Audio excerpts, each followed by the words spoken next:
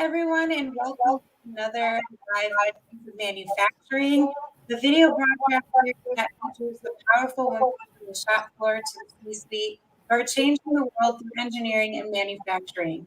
Today, I have Jennifer Pontzer, who's the director of Career Street.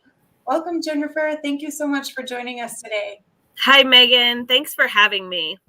You're welcome. I hope you're getting ready for the long break. I don't know if it's long, but the holiday break and the new year, it's been kind of crazy these last few years. So hopefully next year we can see more face-to-face interactions and getting in front of people and traveling more. So I hope you're getting ready for that. I'm hoping so. I'm definitely not ready for the holidays yet, but there's still time. It's only the 17th. So I like to start off each episode with an introduction of yourself and really get an overview of what Career Street is. So can you tell us who you are and some of the things that you do at Career Street and what their main objectives and goals are? Sure, absolutely. Thank you for the opportunity. So my name is Jennifer Pontzer, and I reside in Erie, Pennsylvania. And I would say about 8 or 9 years ago, through a community-driven program called Erie Together, conversations were occurring between employers and educators. Educators were talking about really wanting to connect with our local employers so that they could show students what the employers have to offer in our area. And employers were eager to make connections with their future workforce. So this disconnect was sort of identified, and they did some brainstorming and came up with what is now the Career Street program, which that's what it does. It connects employers with educators so that students can have career exploration experiences. And those can be, Megan, they can be like a job shadow or a speaker coming to the classroom. And recently, in the last couple of years, we've also developed a YouTube channel and have quite a library of virtual experiences as well. So we want to provide career exploration opportunities for students K through 12 and really show them what the employers have to offer and what that would look like to them. So with that in mind, I just want to clarify for our audience, Career Street doesn't just focus on the manufacturing and engineering sector. You are across various industries and you're helping with careers like nursing and banking, finances, things like that as well too, correct? That's right, Megan. However, in Erie, in our region, manufacturing, engineering, those are what are considered high priority occupations. They're in demand. And so we do have a very strong focus on that because that's where our need is. Healthcare and manufacturing and engineering are the top needs in this region for employment, not to minimize careers in the other areas. We do, our mission is to provide those career experiences for all industries. But when we look at it through the Mavens lens, we do have a feature, a priority in manufacturing for our area. So in terms of the manufacturing sector and some of the STEM opportunities that are very much needed within our sector, what are some of the things that Career Street helps in terms of connecting the manufacturers to the students, to the families, and to the communities? What sort of opportunities do you offer to help kids really learn what engineering and manufacturing are and what a career pathway looks like? Sure. So in Pennsylvania, this is, I don't know what other states, how they approach career education. But in Pennsylvania, career education is required by the state for graduation. And there are very specific markers in grades 3, 5, 8, and 11. So educators are already tuned in to meeting those milestones. And there are specific guidelines that the state offers. So we make sure that our career experiences are within the parameters that the state is requiring. Career experiences, we post them on the Career Street website and educators access them. So if I'm a teacher and I want to have a machinist come in and talk to my class, I can go to the Career Street website and filter through, find manufacturers, find career speakers, find machinists, and then I'll know who my options are to come to the classroom, or if there's a virtual experience to offer, or perhaps a tour. In addition to offering the experiences, which are the key piece of Career Street, because we all learn by doing and seeing and tasting and hearing more than we learn by sitting at our desks and reading, or hearing someone kind of drone on and on. And so we do specialize in those experiences, but we also have a lot of supplemental materials that we provide to educators for them to use with their students. Lesson plans, experience templates. The experience templates that we've developed are meant to be a guiding document for all the stakeholders. So you have the host manufacturer, you have the educator, and the student. And if they're all reviewing what this experience is going to look like, they're all on the same page and they're going to get the most out of that. So we offer those. And we also do individualized connections. So if I have one student, or perhaps a group of students looking for something very specialized, actually, I just had an educator reach out to me to connect with an environmental engineer. And so I am navigating my community to find an environmental engineer to speak to this group of students. And that's what I do. I'm an extension of the educators. And then from the employer standpoint, I like to make the educators aware of what we have in our area. So I'm constantly meeting with new employers, manufacturers in our area, learning what they do, how many they hire, what their needs are, so that I can promote that to the educators. The educators then learn what the needs are in our community.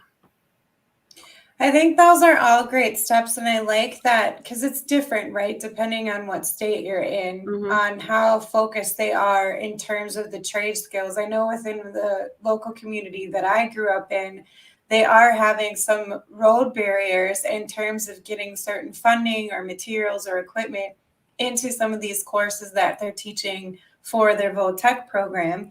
So in terms of that, what are some of your biggest pain points when trying to connect students and manufacturers, or getting in front of the teachers and the counselors? Are there opportunities for conversations to have with all of them together? Do you have events or something to get everyone in the same room and discuss why this is important and what opportunities are out there in Pennsylvania? We actually do in two different ways. Career Street has a program. It's an educator in the workplace program. And so one of the things that I do is I make connections. I plan a day, really, is what I do. And then I get educators to sign up, and then I take them inside the various facilities.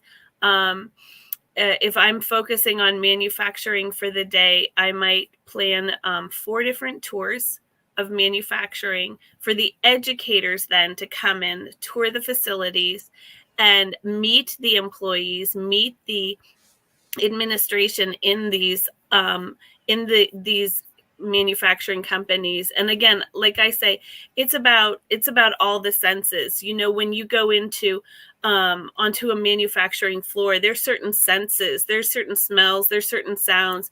And an educator once pointed out to me that teachers go from being in the classroom to learning how to teach, to working in the classroom teaching. So their private sector experience is very limited, and it's all their impressions of manufacturing or any field in the private sector is almost the same as what the students have. So bringing them in there so that they can talk to the employees. Here, what's your education? What's your background? What skills do you need to do this job? What are the requirements? What do you like? What are your challenges? So then the educator can take that back to the classroom. They form relationships within that employer, and then they take that information back to the classroom. So those educator tours are really valuable. It seems as though both the educator and the employers benefit from those relationships. Also, Absolutely. go ahead. And real quick too, before you continue, just a shout out to Eddie and Karen for making comments during the live show. To anyone else that's listening, feel free to drop questions or comments into the comment section, and I'll make sure that we have those questions answered for you. Jennifer is a really good source because she's really at the front end of things, trying to connect educators, manufacturers, and the community to make the community aware of some of the opportunities that are available in manufacturing, and getting some of those opportunities filled as well to help close the skills gap. So go ahead, Jennifer. I'm sorry that I interrupted you. Oh, no, that's good. That's good. So I mentioned that Career Street was started by another program. I have sort of a parent program is what I call, and that program is called Erie Together. And Erie Together is a community-driven movement where focusing on creating an environment where everyone can learn, work, and thrive. And so Career Street came out of that because we want to promote learning. We want to promote, thriving so that students can grow up to have jobs and families can thrive and have jobs, family-sustaining wages. Another program under that Erie Together umbrella is called the Erie County Career Pathways Alliance.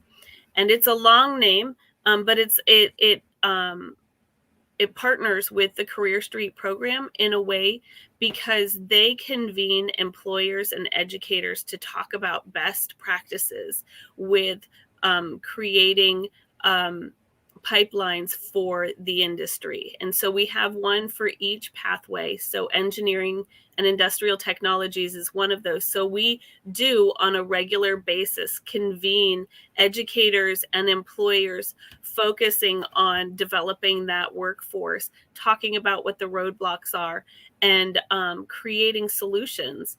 And then those solutions then are channeled through the Career Street program. That's great. Is there anywhere that those best practices are shared publicly, or is that just something that's kind of shared internally within the program? So Erie Together does have a website. It's erietogether.org. And the Erie County Career Pathways Alliance is on there, as is Career Street.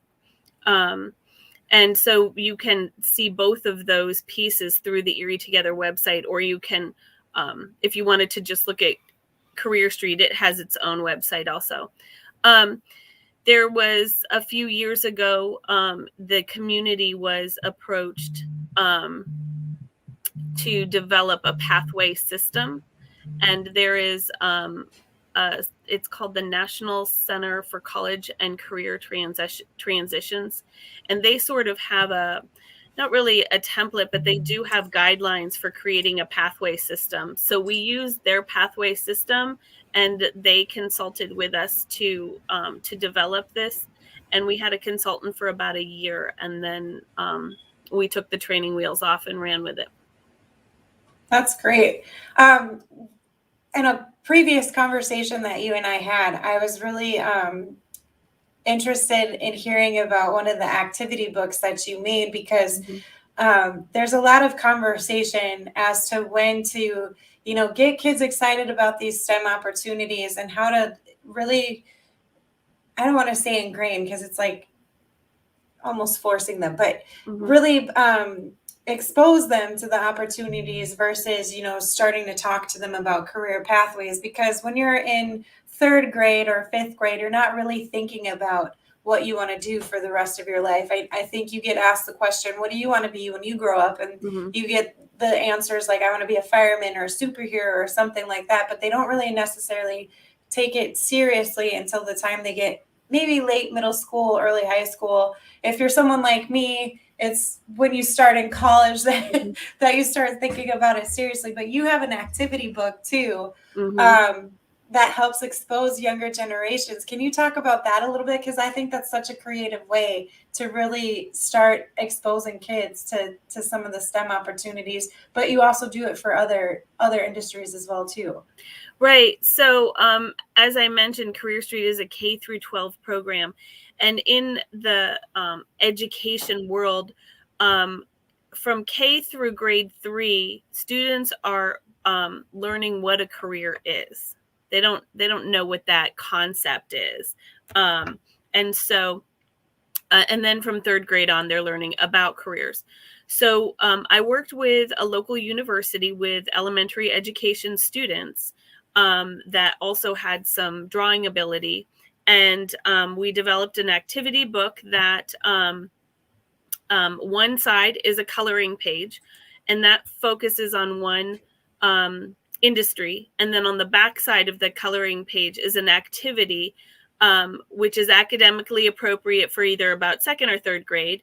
And it relates to the industry. So on one side, you have like a coloring page with someone at a bank. And then on the backside, it's counting money. So it's a tear out. So it could even be an assignment if the educator wanted to make it an activity. They can put their name on it and everything. So, we have, it's 17 pages long. So we have one for every industry, including engineering and manufacturing and IT. So that is one way that we do reach out to the younger grades. And then we have some supplemental lesson plans to enhance those activities if an educator wanted to utilize those. Because really, like Meaghan, when you think about it, 2nd or 3rd grade, you know what your mom or dad or grandparents do. And maybe you know what your friends' parents do. But I mean, you don't, if they go to work, that's a concept that they don't even know. They were at work, so learning what work is, it is important in those early ages, and then orienting them so it's not a strange concept to think about what I want to be when I grow up. If they're continually exposed to a variety of careers, not just the careers they're familiar with, it's thinking about what I want to be, that picturing yourself in those different roles becomes a little bit more of an easy think, a more commonplace approach. And that's what we're hoping to do. And I think like that's spot on too, because when I was younger, and I think a lot of people can relate to this, you knew what a fireman was, you knew what a policeman was, you knew what a doctor was or a mailman was, and it was all of the imagery that you saw that connected it to those careers. You didn't necessarily know everything that was involved to getting to that point, but you knew a policeman helped people, a fireman put out fires, a mailman delivered mail, a doctor, made people feel better. And it's that simple imagery that you were able to make those connections. So I think for all of those who are listening, especially a lot of the manufacturers, their marketing department could come up with a really cool and creative way to create some of these careers. So like additive manufacturing or CNC machining, or what a welder does, or what a laser cutting machine does. There's so many images that I'm just having flash in my mind right now. I'm sure someone out there that's creative could actually create their own coloring book and bring that with them to some of these schools, or even if they have kids coming in for facility tours, they can hand something out like that. I think that's just really a cool way to make the connection. I don't know. I would color in that book for sure. It really is a great way to connect, to put those two things together, to really connect those dots. So I hadn't thought about, from the standpoint of the host, like the manufacturer handing out the coloring page, but that's a really great idea. Because we could do one even for robotics, because that's the major one of the major trends that's happening now is the automation of Mhm. everything, and robotic arms and cobots, and just I mean, I could go on, and Yeah. who doesn't like robots? I mean, unless you're watching the scary ones in the movies. But Yeah. Tim Wilborn said, "Put me down in the pre-order for the coloring book." Right, Tim? He does a lot of the PLC programming, and I could totally see what you do in a coloring book with all of the buttons and stuff that you use in some of your demos. That would be perfect for a coloring book, I think. And we could definitely drop a caricature of you sitting at your desk with your thumb up as part of the picture. So that definitely would work out. And why I love that idea. I think it's important to have a visual for kiddos, and even maybe a story behind it, like a Bob the Builder type. Mhm. Yes, I So good. completely forgot about Bob the Builder. I completely forgot about him. Great comments, everyone. Thank you so much. Well, in terms of what you're doing with Career Street, we had a conversation a few months ago, and you reached out to Tony Gunn and I, and we're kind of looking for creative ways to get in front of other manufacturers. And I know Tony had a ton of great ideas, and I hope that actually he follows through with that, and you guys continued working together, because he's so well connected within manufacturing and engineering, and I know he could connect you to a lot of great people, specifically in Pennsylvania. But one of the things that you mentioned, which really kind of tugged at my heartstrings, is because I can see it happening, because I've seen it happen in other areas. Manufacturers will reach out to you when they need like an intern or an apprenticeship or apprentice or even a worker. And you mentioned, when you need help or connections or something, they don't respond to their email right away, or they're answering their phone less. So I want to ask you, because I want to connect you to the right people, because this is so important, especially the right people in the Pennsylvania area. What are some of your biggest asks that you need help with right now and going into 2022? Yeah, and it's a difficult thing, because that story doesn't change. I do respond when a manufacturer has a need. I do pay attention to them, and I do my due diligence. I don't know that I'm always able to give them a warm body, but I try. But Career Street is grant funded, and it's minimally supported. We operate on a really lean budget, and so I would be remiss if I didn't say that private sector support would be well used, would be put to well use. And then funding some of the other programs.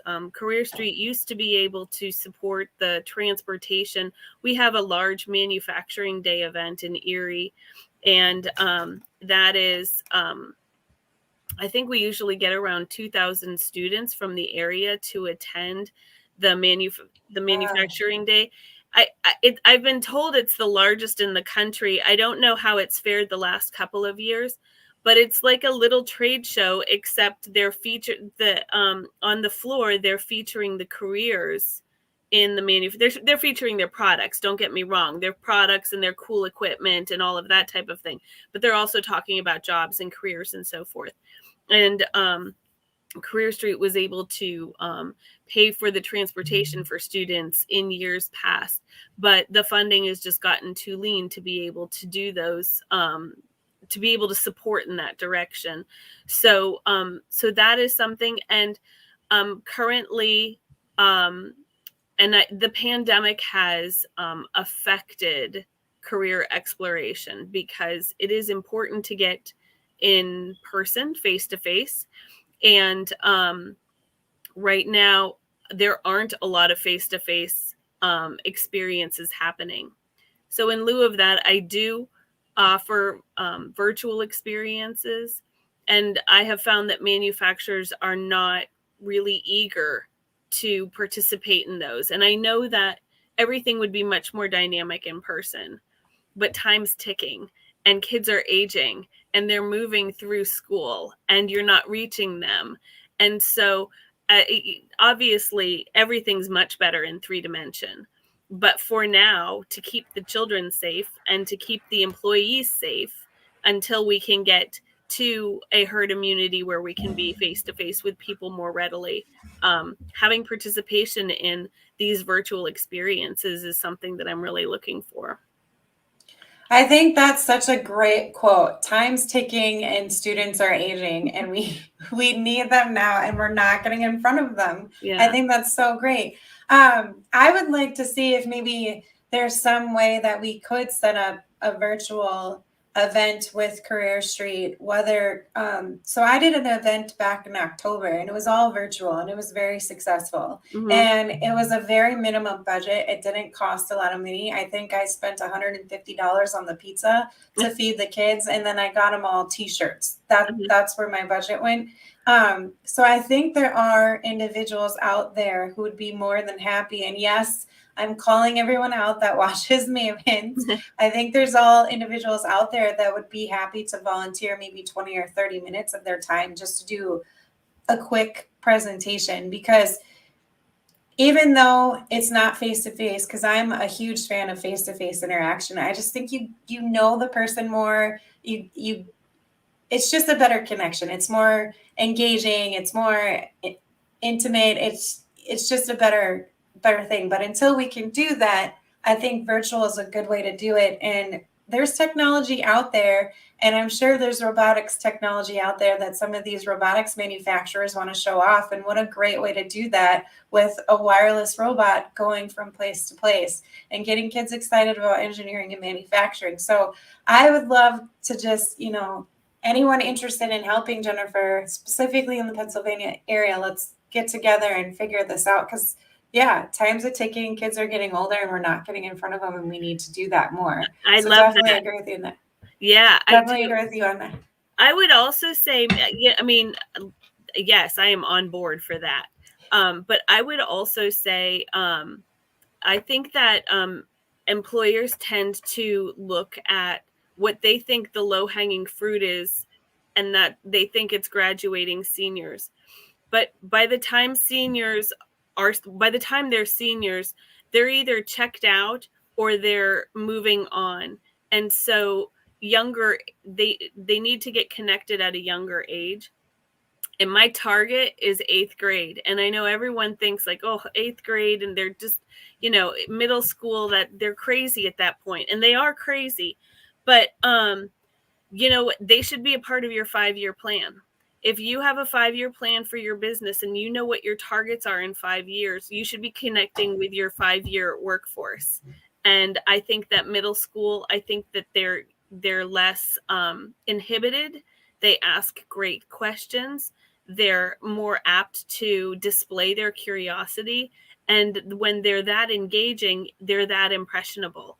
And so I would encourage employers who are willing to make those connections to keep it going at a younger age, instead of, just looking for the seniors that don't have a plan in April. I think that's a great point too. And when you brought up 8th grade, that made me think about my sister. So my sister, she's the math genius in our family. Along with my dad, and I got the English gene where I'm good with words, and she got the number. So we help each other out in that regard. But she's been teaching 7th and 8th grade math ever since she graduated college. And I don't know how she does it, because I feel like those 2 years with students can be some of them the most chaotic or intense, because they're still kind of considered a kid, but then they're also considered a preteen, and they're starting to figure out, who am I, what do I want to do. They're grouping with the friends that they might have for the rest of their lives. So it's kind of an intense situation for younger kids. I remember I didn't like it at all, because I was just confused all the time. But she told me, she's like, I get a lot of kids that come from lower income, bad areas, and they feel like they don't have anywhere to go. They don't feel like they're good enough for anything. And it just takes that one person to really encourage them and inspire them and get them excited to set them up for success. And she's like, if I can be that person, then I've succeeded. I've accomplished my goal for the day. And I think bringing in manufacturing at those ages and just showing them all of the cool things that we're doing in the sector, I think would be a great way to inspire some of those kids who don't think that they have anywhere to go or grow, or, they might not know quite yet what their passion is. I have a nephew too, who he's on the autistic spectrum, and he just built his own computer. And I was like, what? And he's like, yeah, I built my own computer. And I'm like, how do you even know how to do that? He's like, YouTube. And I'm like, that is fantastic. So I am talking to him about engineering and manufacturing now. And he's like, well, wait, do they have this? Like, can I make video games? I'm like, that's engineering. That's engineering all the way. Yes. So just getting in front and being your true self and explaining to these kids and just not being afraid to talk to them, I think is key. So I love everything that you're doing at Career Street. What are some of the things, because this is the last episode of Mavens of Manufacturing and we're getting into 2022. What are some of the things that Career Street is working on for the new year, and what are you most excited about? Oh, well, we are, I'm really excited to go in person. I'm really hoping that we can eventually be in person and connect that way. And we are just expanding into 5 counties. I've gone from 1 county to 6 counties. So that's something that I'm learning new employers. I'm meeting new employers, seeing new manufacturers. And I'm just really anxious to be. Career Street every school district has a liaison, and they're the Career Street liaison. That they're my point person for the school district. And so we just had our first liaison meeting, and since prior to the pandemic, so it was really great to connect with them. But I'm looking for growth. I'm looking for expansion and face-to-face connections.